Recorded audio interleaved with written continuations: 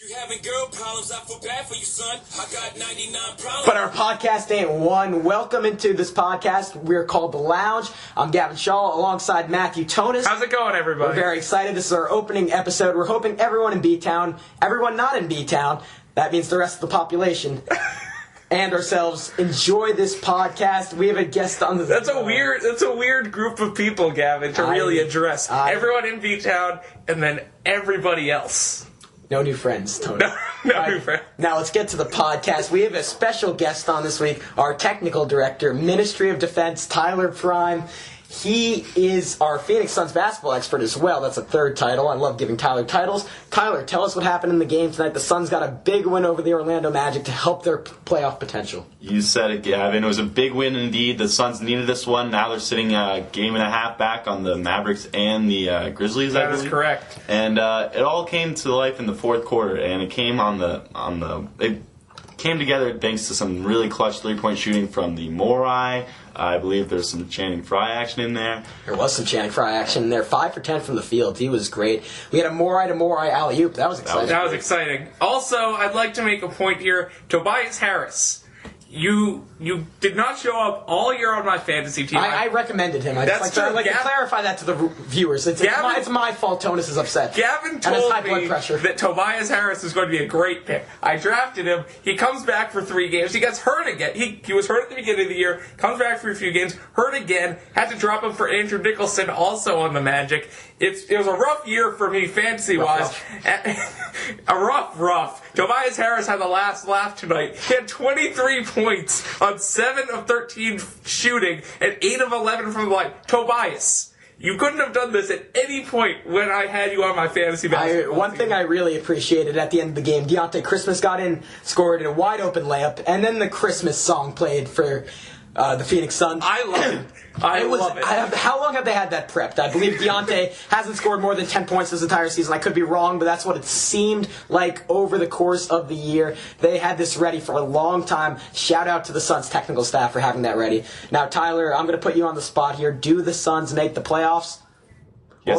I'm going to have to say they do. They're playing some decent basketball of late. 3 of their last 4 they've won, and they're coming up strong.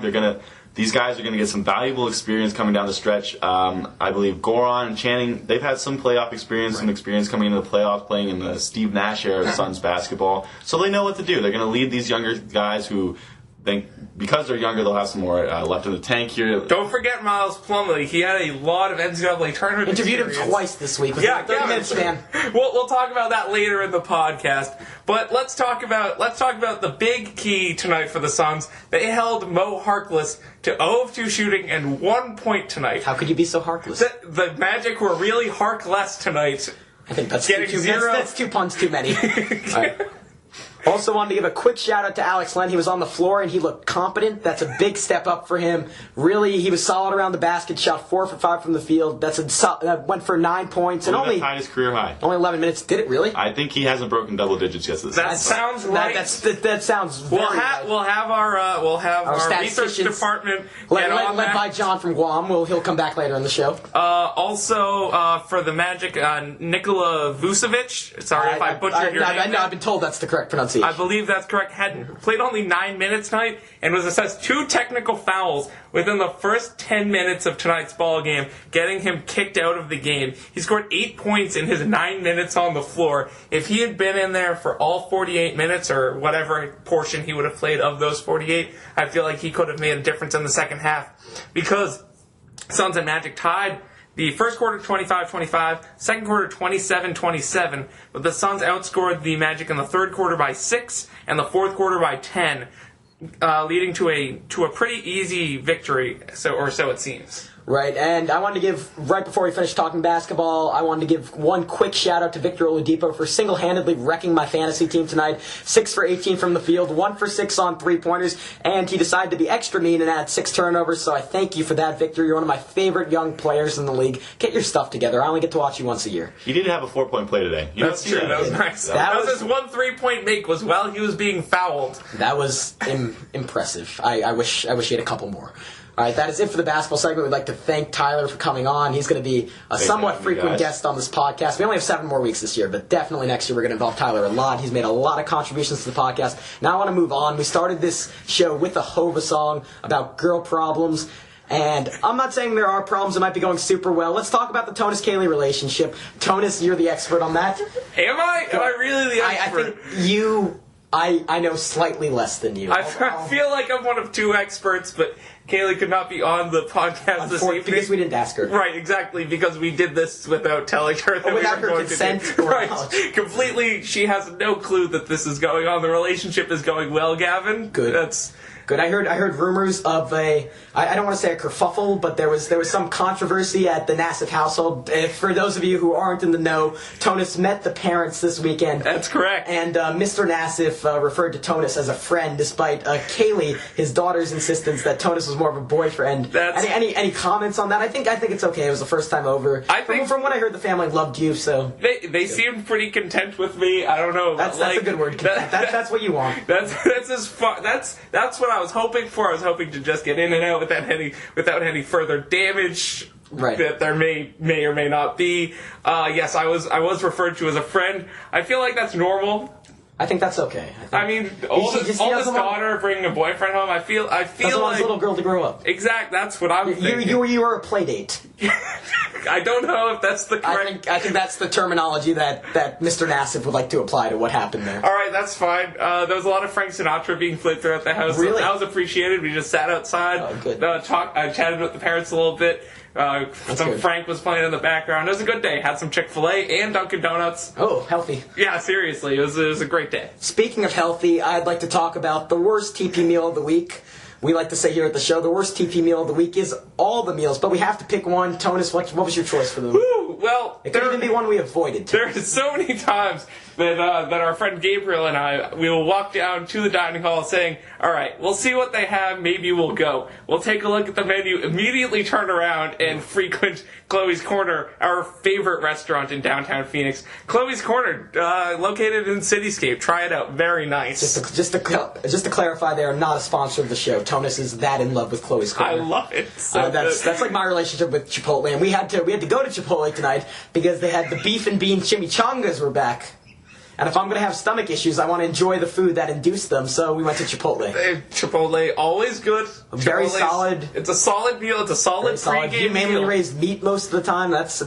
I like it a lot. We could have gone to Potbelly, where you encountered Shavlik Randolph and Miles Plumlee. I did not want to discuss this. This is a very, very tender topic for me, but I feel it would be a disservice to our viewers not to. For our JMC 201 class, which me, Tonis, and Tyler are all a part of. Yes. Our kind teacher, Jill Adair, assigned us a topic. We're doing some man-on-the-street interviews, something that I have to finish later tonight. We'll get to that install in the show. But, so we had to go around the street, and since we all like sports, we were segregated into a special group of sports-loving fools. Yes. That's fools is probably the best word to describe. Best way to describe Jacob Garcia. Hey, I love him. He's the anti-fool. He came in 7 credits shy of being a junior. Shout out to Jake Garcia. Shout out to Jake Garcia. Anyways, getting on with the story, we had to go around the street interviewing people about the NCAA tournament, which I find is an inherently rude and awkward process, especially when you don't have any camera legitimizing your need to be there. Right. But that's okay. We got through it. With just our iPhones and then we ended up spending 2.5 hours in the Cityscape heat after there was a shooting there earlier that morning, so it wasn't my favorite 2 hours of my week. But there was one highlight, which ended up being a low light. Tonis spotted NBA players Miles Plumlee and Shavlik Randolph. Both Duke grads. Both current members of the Phoenix Suns. We were happy to see them reunited.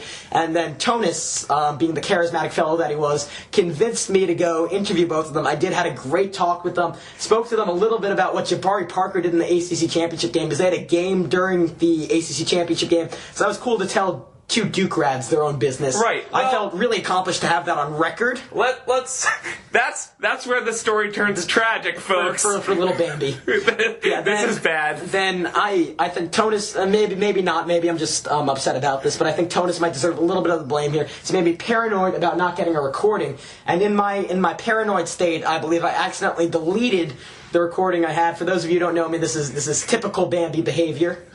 I'm going to talk it really is. Honestly, this is something that you would expect. First, we encountered the problem when he couldn't get his recording device to work while interviewing that was the fault of Apple computers and their evil organization.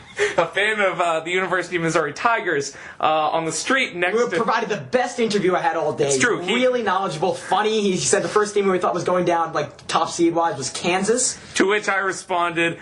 well because I knew that Missouri and Kansas at least used to be rivals. Now they're not in the same conference anymore. We keep veering off course here. I'll just get to the point. I ended up having to go back and interview Shavlik and Miles again. They weren't happy to have their delicious potbelly lunch interrupted yet again. Shavlik played it off well. He was really nice about it, answered some questions. Miles was a little miffed because he's big time now, starter on the Suns. But I can't really blame him. I interrupted their meal twice.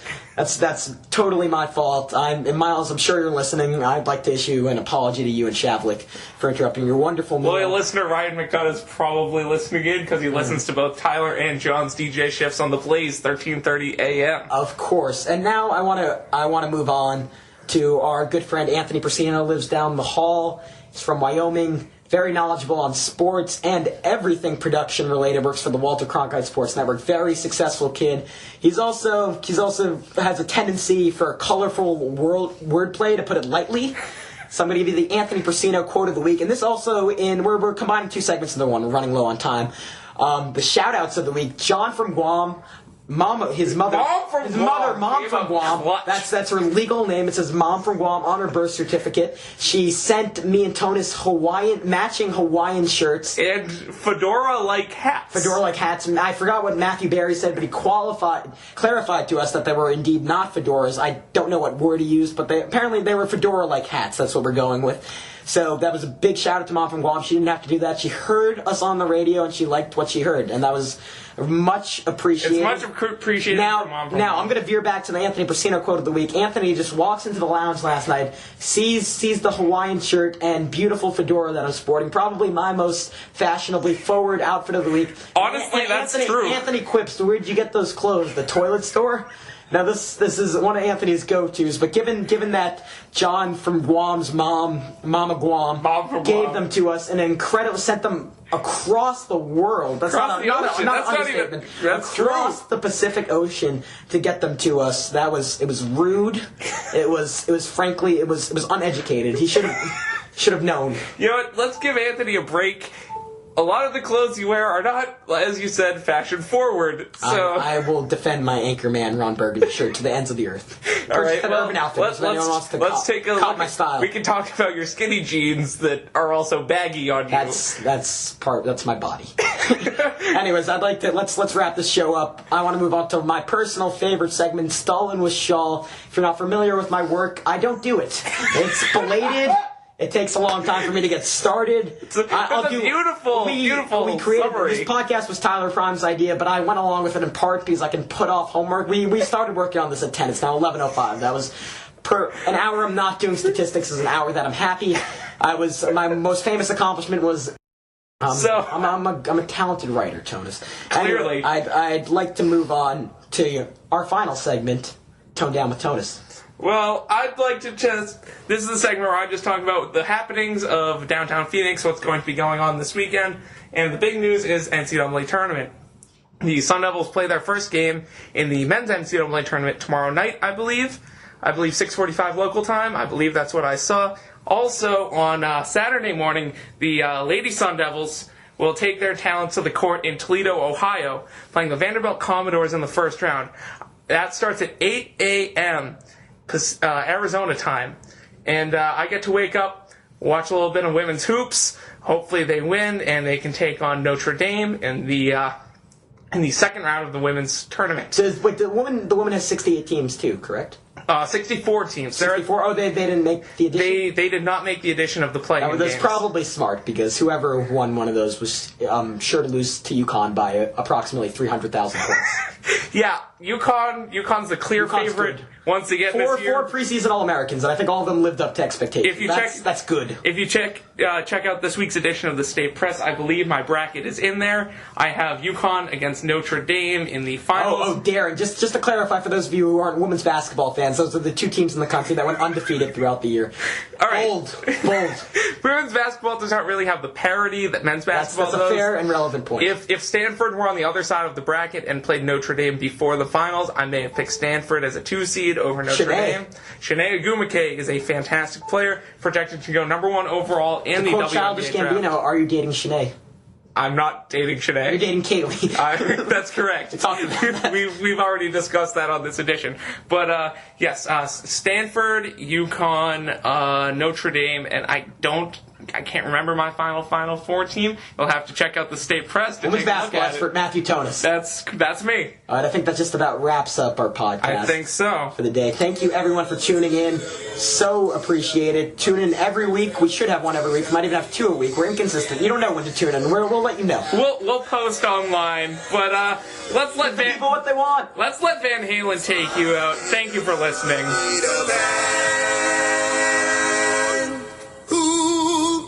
Cares about the clouds when we're together. Just sing a song and think about sunny